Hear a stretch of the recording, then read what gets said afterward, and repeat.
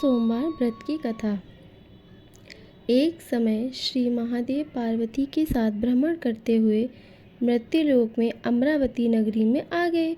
वहाँ के राजा ने शिव मंदिर बनवाया था, जो कि अत्यंत भव्य एवं रमणीय तथा मन को शांति पहुँचाने वाले था।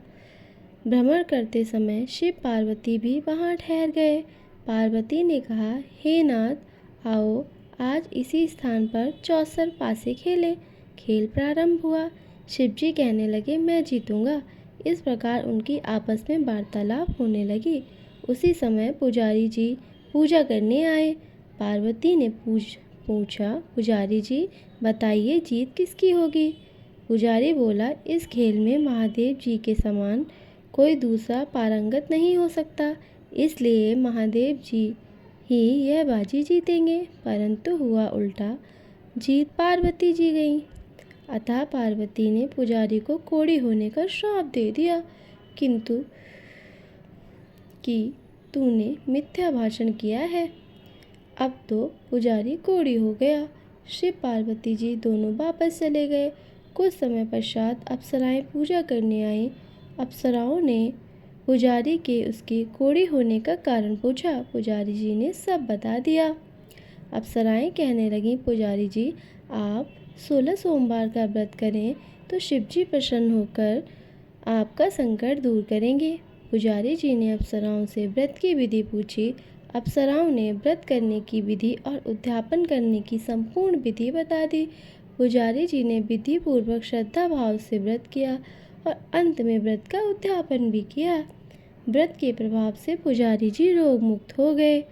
कुछ दिन बाद शंकर पार्वती पुनः उस मंदिर में आए तो पुजारी जी को रोग मुक्त देखकर पार्वती ने पूछा, मेरे दिए हुए श्राप से मुक्ति पाने का तुमने कौन सा उपाय किया?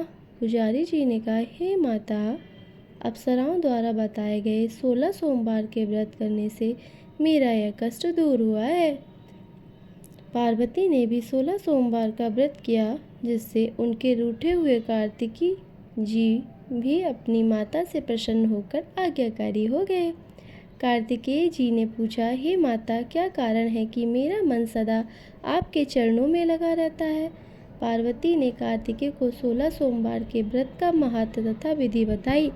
अब कार्तिकेय जी ने भी इस व्रत को किया तो उनका बिछड़ा हुआ मित्र मिल गया। अब वह मित्र ने भी इस व्रत को किया। अपने विवाह होने की इच्छा से फलता वह विदेश गया था। वहाँ के राजा की कन्या का स्वयंवर था। राजा ने प्रण किया था कि हथिनी जिस व्यक्ति के गले में वरमाला डाल देगी, उसी के साथ राजकुमारी का विवाह करूँगा। यह ब्राह्मण मित्र भी स्वयंवर देखने की इच्छा से वहाँ एक ओर जाकर बैठ गया। हथिनी ने इसी ब्राह्मण के मित्र को माला पहनाई तो राजा ने बड़ी धूमधाम से अपनी राजकुमारी का विवाह उसके साथ कर दिया। तत्पश्चात दोनों सुखपूर्वक रहने लगे। एक दिन राजकन्या ने पूछा, हे नाथ, आपने कौन सा पुण्य किया था जिससे हथिनी ने आपके गले में वरमाला पहनाई? पति ने कहा, मैंने कार्तिकेय के द्वारा बताए अनुसार 16 सोमवार का व्रत विधि विधान सहित किया, श्रद्धा भक्ति से किया, जिसके फल के कारण मुझे तुम्हारे जैसे सौभाग्यवती पत्नी मिली है। अब तो राजकन्या ने भी सत्य पुत्र प्राप्ति के लिए व्रत किया और सर्वगुण संपन्न पुत्र प्राप्त किया। बड़े होकर पुत्र ने भी राज्य प्राप्ति की कामना से 16 सोमवार का व्रत किया। राजा के देवलोक होने पर भी इसी ब्राह्मण कुमार को राजगद्दी मिली, फिर भी वह इस व्रत को करता रहा। एक दिन उसने अपनी पत्नी से पूजा सामग्री शिवालय में ले चलने को कहा, परंतु उसने पूजा सामग्री अपनी दासियों द्वारा भिजवा दी। जब राजा ने पूजा समाप्त की तो आकाशवाणी हुई कि हे राजा, तुम इस पत्नी को त्याग दो, नहीं तो तुम्हारा राजपाट से हाथ धोना पड़ जाएगा। प्रभु की आज्ञा मानकर उसने अपनी पत्नी को महल से निकाल दिया। तब वह अपने भाग्य को खोजती हुई एक बुढ़िया के पास गई और अपना दुखड़ा सुनाया तथा बुढ़िया को बताया, मैं पूजन सामग्री के कहे अनुसार शिवालय में नहीं ले गई और राजा ने मुझे निकाल दिया। बुढ़िया ने कहा, तुझे तेरा काम करना पड़ेगा। उसने स्वीकार कर लिया। तब बुढ़िया ने सूत की गठरी उसके सर पर रखी और बाजार भेज दिया। रास्ते में आंधी आई तो सिर पर रखी गठरी उड़ गई। बुढ़िया ने डांट कर उसे भगा दिया।